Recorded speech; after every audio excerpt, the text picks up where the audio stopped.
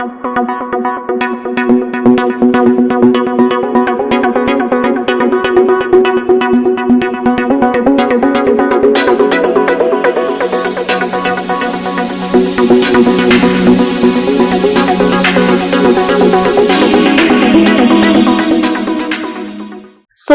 Justice గవాయ్పై జరిగిన దాడిని వ్యతిరేకిస్తూ నవంబర్ 1వ తేదీ నాడు హైదరాబాద్ లో జరగబోయే దళితుల ఆత్మగౌరవ ప్రదర్శన విజయవంతం చేయాలని కోరుతూ మల్కాజ్గిరి నియోజకవర్గం మేడ్చల్ మల్కాజ్గిరి జిల్లా ఎంఆర్పీఎస్ ఆధ్వర్యంలో నిర్వహించిన విలేకరుల సమావేశంలో పద్మశ్రీ మందకృష్ణ మాదిగ పిలుపునిచ్చారు.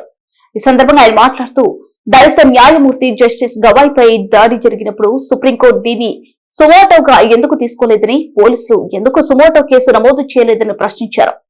దాడిని ఖండించిన రాజకీయ పక్షాలు దాడి చేసిన వ్యక్తిపై చేయాలని ఎందుకు డిమాండ్ చేయడం లేదని, ఇలాంటి రాజకీయానికి మేము వ్యతిరేకమని ఆయన వ్యాఖ్యానించారు.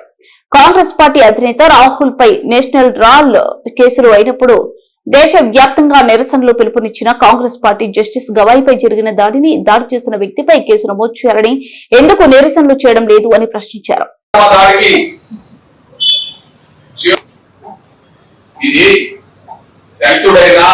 గవాయ్ గారి మీద దాడి అని కాకుండా ఇది రాజ్యాంగం మీద దాడి అని చెప్పి రాజకీయ పార్టీలు మాట్లాడినాయి కదా, మేధావర్గం మాట్లాడింది కదా. ఈ దేశంలో సిజేఐ గారి మీద దాడి జరిగిన తర్వాత ఖండించని నాయకురాలు ఇది రాజ్యాంగం మీద దాడి, ఇది న్యాయవ్యవస్థ మీద దాడి, దీన్ని ఉపేక్షించద్దని చెప్పి ఒకవైపు రాజకీయ నాయకులు మాట్లాడారు. ఇది రాజ్యాంగం మీద న్యాయ వ్యవస్థ మీద దాడి అని చెప్పి మేధావులందరూ తమ అభిప్రాయం చెప్పి సుప్రీంకోర్టు ఎందుకు నమోదు చేయాలి?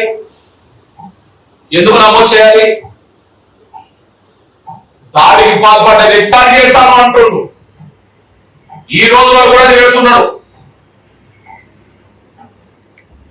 దాడి చేసిన వ్యక్తి పట్ల వెంటనే సుమోటో కేసు నమోదు చేసి చర్యలు చేపట్టారు. మీరు సుమోటో కేసు నమోదు చేయలేదు. నేను మళ్ళీ దాడి చేస్తామని ఆయన మాట్లాడుతున్నాడు. రాజ్యాంగం నిన్నగాక మొన్న వారం రోజుల క్రితము